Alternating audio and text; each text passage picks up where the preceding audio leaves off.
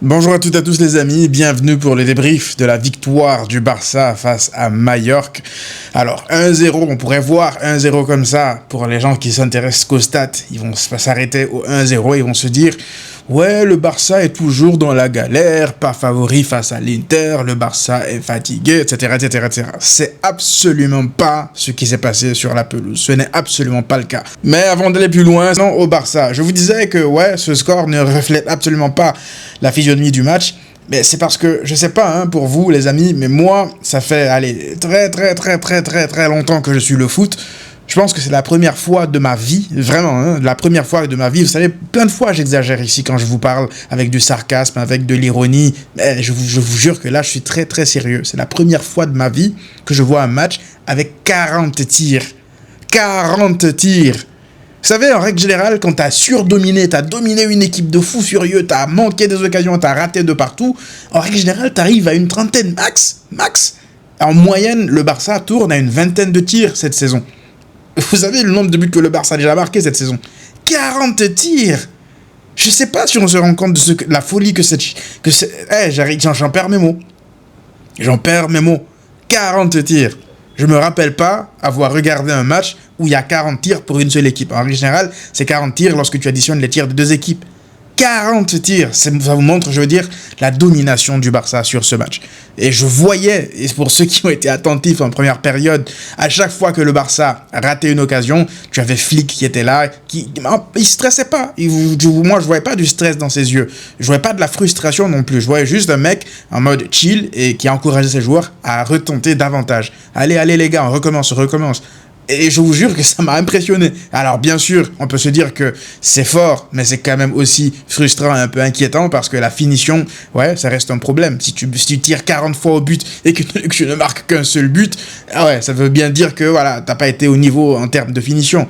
Maintenant, il faut quand même noter qu'il y avait du turnover. Il y avait beaucoup de changements aujourd'hui dans le 11. Il y a eu des joueurs qui se sont reposés et ça, c'est une excellente nouvelle. Koundé, on ne l'a pas vu du match. Frenkie de Jong s'est reposé. Rafinha s'est reposé. Il y a eu plein de joueurs qui se sont reposés. Et en prime, on a vu des joueurs qui faisaient un peu polémique, qui ont frustré la dernière fois Hansi Flick. La question lui avait été posée.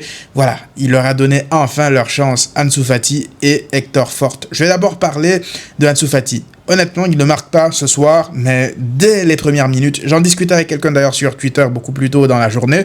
Moi, je vous disais qu'en termes de rythme, moi, le match de Ansu Fati, il ne m'étonne pas. Qu'il soit moins lucide dans la finition ou même qu'il ait perdu en termes de finition et tout, ça ne m'étonne pas parce que ça fait beaucoup trop longtemps que je pense qu'on sait que ça ne sera plus le Ansu Fati de la grande époque. La blessure, elle lui a fait extrêmement mal. Maintenant, il reste quand même de petites choses sur Ansu Fati, je veux dire, que ce soit la qualité technique, les contrôles de balle, la conduite de balle, même les combinaisons, c'est toujours là. La finition, je pense qu'il a un peu perdu. Et ça, je pense que ça se joue aussi avec la confiance. Mais l'explosivité, la finition, je pense que ouais, clairement, pour le coup, il l'a perdu. Par contre, ce que j'ai vu aujourd'hui dans le match de Ansu Fati, dès les premières minutes du match, c'est la volonté, c'est l'engagement qu'il mettait dans ses courses, même dans la manière de provoquer. Moi, toutes les fois où je voyais Ansu Fati, même sous Xavi, vous vous rappelez, je vous disais quoi? Je vous disais que ça m'énerve de le voir aussi nonchalant. Peut-être qu'il ne le fait pas exprès. Peut-être que c'est comme ça qu'il est, c'est comme ça qu'il marche, c'est comme ça qu'il court. Mais sa manière de trottiner lorsqu'il va presser, ça me rendait fou. Ce soir, j'ai vu un Ansu Fati déterminé. Moi, c'est ce que je voulais voir. T'as pleuré pour qu'on te donne des minutes. T'as shooté dans des glacières la dernière fois. On te donne enfin des minutes et il en fait bon usage à mon sens. Même si, oui, il aurait pu faire mieux dans la finition. Mais voilà, ça fait longtemps qu'il joue pas. Il est pas en rythme. Là, je compare son match face à la 3e division. La dernière fois, je veux dire, qu'il a été titulaire face à une équipe de 3e division. Il fait un meilleur match ce soir que ce match-là face à la 3e division. Vous voyez un peu, tout est dans une question, pour moi en tout cas, tout est question d'attitude, tout est question de volonté. Et j'ai vu Ansu Fati qui avait la volonté de se faire mal. Et honnêtement, il n'a pas fait un mauvais match. Il a même fait un match plutôt intéressant. Il a manqué de réussite devant. Je pense même que Ferran Torres l'a un peu oublié sur une ou deux actions. Mais voilà, pour le reste, ça se sentait qu'il voulait marquer. Ça se sentait qu'il voulait faire un gros match. Il n'a pas fait un gros match, mais il a fait un match plutôt correct pour faire souffler Rafinha. Maintenant, on verra s'il aura plus de minutes avec les derniers matchs de la saison. Mais ouais, s'il était sorti, je veux dire, s'il avait sorti une prestation vraiment médiocre ce soir, parce que ça aurait pu être le cas. Ça aurait vraiment pu pu être le cas s'il avait sorti une prestation médiocre ce soir. Peut-être que ça aurait été vraiment pour le coup le clap de fin de sa carrière, au Barça. Là, je ne peux pas vous dire que c'est fini. Beaucoup de gens pensent que c'est fini, mais on ne sait pas, les gars. Une entrée comme ça, dans un classico, face à l'Inter, en fin de match, parce que là, il a repris un peu confiance, il te marque un but victorieux, ça y est, ça repart en termes de confiance. Donc, je ne vais pas, moi, l'enterrer à 100%, mais sa rentrée ce soir, elle est encourageante. Hector Fort, quant à lui, ouais, lui aussi, il a fait son petit caca nerveux, il n'a pas beaucoup joué. Maintenant, j'ai eu beaucoup de discussions par rapport aux gens sur Twitter. J'ai pas envie de m'étaler dessus parce que sinon la vidéo, elle serait que sur ce sujet-là. Je pense que je ferai une vidéo pour parler de ça, des attitudes des joueurs qui ne jouaient pas. Mais je vais me concentrer aujourd'hui sur le positif. Et le positif, c'est que Hector Fort aussi a fait un match plus qu'intéressant. Moi, il m'a rassuré beaucoup plus que Gérard Martin. Il y a une action où il doit gérer un 1 contre 1. Il y a le défenseur, je pense, l'attaquant, qui est devant lui au départ de l'action. Et il le rattrape. Il oblige en gros l'attaquant à ralentir sa course. Et ça y est, tout le monde se replace. Gérard Martin, là, qui dans cette situation, dans un 1v1 comme ça, là où il y a de l'espace dans son dos, les gars, on sait que c'est Akabo. C'est Akabo. Donc là, franchement, Hector Fort, ça me rassure. Et offensivement, tu vois aussi qu'il en a. Déjà, Hector Fort, on le sait. On le sait que la saison dernière, déjà contre l'Atlético Madrid à gauche, il avait montré de très bonnes choses. Donc ouais, c'était étonnant de ne pas le voir du tout depuis le début de la saison et de voir autant Gérard Martin enchaîner. Maintenant, en ce qui concerne l'attitude, encore une fois, on fera une vidéo peut-être plus tard pour en parler, mais l'important là, c'est que je pense qu'avec une prestation pareille, ouais, peut-être que les cartes pourraient être rabattues entre lui et Gérard Martin. Moi, Gérard Martin au Real, face à l'Inter, je vous mens pas que ça me fait stresser de fou furieux. On verra ce qui va se passer. Mais ouais, si Hector Fort peut continuer à faire des prestations comme ça, ouais, on prend. Maintenant, pour parler de manière plus globale, honnêtement, le Barça a fait un excellent match. Je vous avais dit la dernière fois contre le Celta Vigo que j'attends beaucoup le match face à Mallorca pour savoir si vraiment, là, je peux avoir des espoirs sur la fin de saison, sur un potentiel triplé ou pas. Dans le contenu, parce que contre le Celta, dans le contenu, c'était vraiment pas bon. Je vous avais dit que là, pour le coup, moi, je vais pas m'attendre à ce que le Barça fasse des contenus de fou et claque des 3-4-0 jusqu'en fin de saison sur les 9 derniers matchs, là, parce que là, c'est le money time, d'accord? Chaque but compte. Donc, forcément, que Là, je vous jure que ce match-là, contre Mallorca, tu le joues à la 14e journée de Liga, c'est 4-6, 7-0, on n'en parle plus, hein. Ça y est. Mais là, vu que là, dans la tête, ça commence maintenant à cogiter. Ah ouais, faut absolument qu'on marque le premier but. Ouais, c'est beaucoup plus lourd dans les têtes. Donc forcément, il joue moins libéré et tu aurais dû, en plus, malgré tout ça, marquer plus qu'un but durant ce match. Mais j'ai aimé l'attitude de l'équipe, honnêtement. Ils ont maîtrisé ce match de A à Z face à un Mallorca qui a certes fait tourner ils ont des absents et des blessés.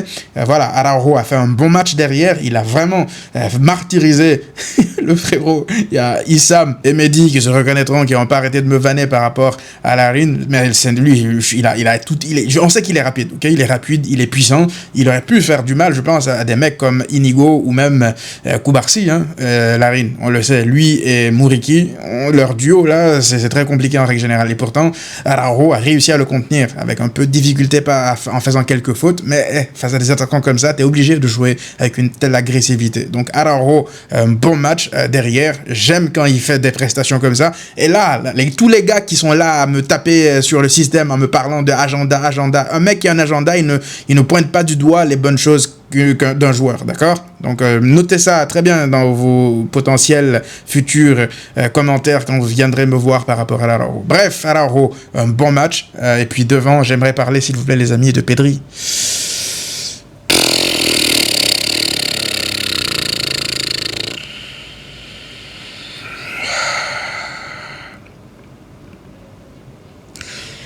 Pedri. Qu'est-ce qu'on n'a pas déjà dit sur Pedri? On a tout dit. C'est le meilleur joueur du monde. C'est drôle parce qu'à chaque vidéo, je vous change le meilleur joueur du monde, mais ça vous prouve aussi la qualité des joueurs du Barça, entre Pedri et Lamine Yamal. Ce soir, Lamine Yamal, sur l'action où il doit mettre le 2-0, franchement, il la joue beaucoup trop facile, beaucoup trop relax. T'as la qualité de dribble d'élite, frère, tu peux dribbler, t'as le temps de dribbler le gardien il est en face de toi, mais le gardien là, il fait aussi un match de porc. Il a fait combien d'arrêts ce soir? Pourtant c'est leur gardien numéro 2, il a fait le match de sa vie, Bref, Lamine Yamal, il bicrave une action, une passe de fou furieux, mais j'insiste, de fou furieux de Pedri. La passe, c'est une passe Iniestaesque, Xaviesque, Messiesque, tout ce que vous voulez. Tout ce que vous voulez. Pedri. C'est Pedri. Après, on se demande pourquoi il n'a pas autant de passes décisives. Mais si ses coéquipiers ratent des occasions pareilles, vous voulez qu'il fasse quoi? Pedri, dans le contrôle, il est là à la fin. Je vous disais, j'avais fait un tweet en plus vers la fin du match pour dire « Ah, ça me stresse, on n'a pas mis le 2-0, je pense qu'on va souffrir sur les 10 dernières minutes. » Ils n'ont fui rien à cause d'un mec, ou grâce à un mec, Pedri. Pedri, il a anesthésié le match. Mais littéralement, il a anesthésié le match, il a posé le pied sur le ballon, et ça y est, au bout d'un moment, il fait un contrôle sur... Ah, mais c'est n'importe quoi! C'est n'importe quoi! C'est quoi ce joueur de fou? Pedri. Bref, les amis, j'ai pas envie encore une fois de m'étaler trop sur Pedri. En règle générale, je parle pas de lui parce qu'il fait que des 9 sur 10 ou des 10 sur 10, mais quand il est là à un niveau pareil, là il flotte en fait. Là, littéralement, c'est plus du 10 sur 10, il flotte. Il marque pas de but, il fait pas de passe décisive, encore homme du match. Il marque pas, pourtant celui qui a marqué aussi fait un gros match, monsieur Dani Olmo. Est-ce qu'on peut parler de Dani Olmo 2 secondes? Cette Liga, si le Barça va la chercher, son empreinte, elle sera marquée au fer rouge sur cette Liga.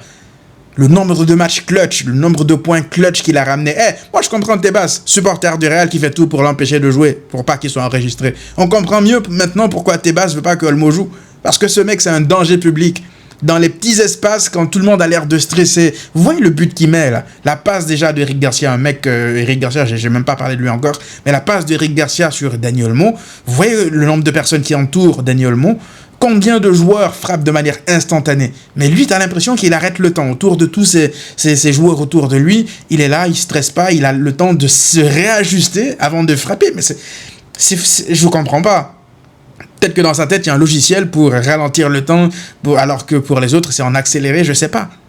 Je sais pas, parce que c'est pas la première fois qu'il met des buts comme ça. Et il sera une clé, peut-être même la clé contre l'Inter, parce que l'Inter, attendez-vous au même type d'adversité face à l'Inter. Ils vont poser un gigabus encore mieux que celui de Mallorca. Du coup, tu as besoin de mecs dans les petits espaces, comme Lamine Yamal, comme Olmo. Donc Olmo, frérot, 9 matchs. C'est tout ce que je te demande. 9 matchs, c'est tout.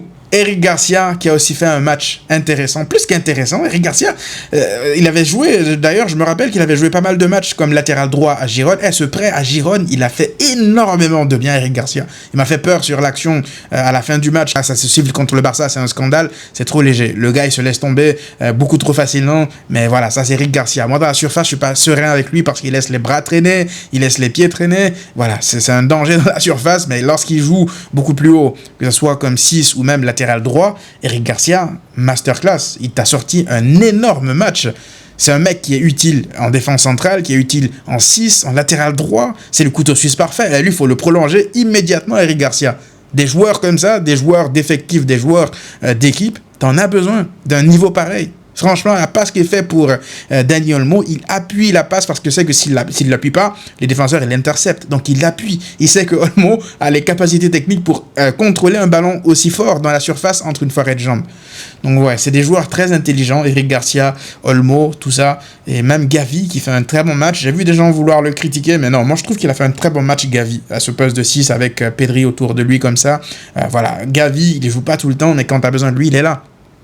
Il a joué beaucoup plus bas aujourd'hui et je trouve que c'est très très intéressant le match qu'il fait. Il récupère des ballons, il oriente le jeu, il perd pas de ballon.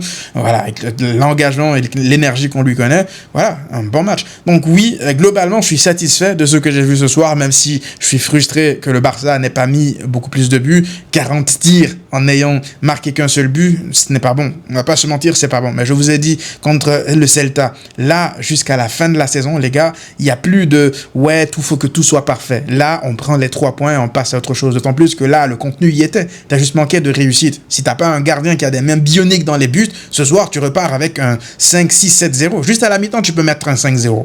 Bref, très content de la prestation de l'équipe. Il y a eu des rotations. Je pense que ça va aider. L'Inter va jouer en plus, eux, ce dimanche. Donc moi, je commençais vraiment à me poser et regarder leur match de près. Mais surtout, le Real Madrid joue demain contre les terroristes là-bas, là, de Retafe, dans leur QG.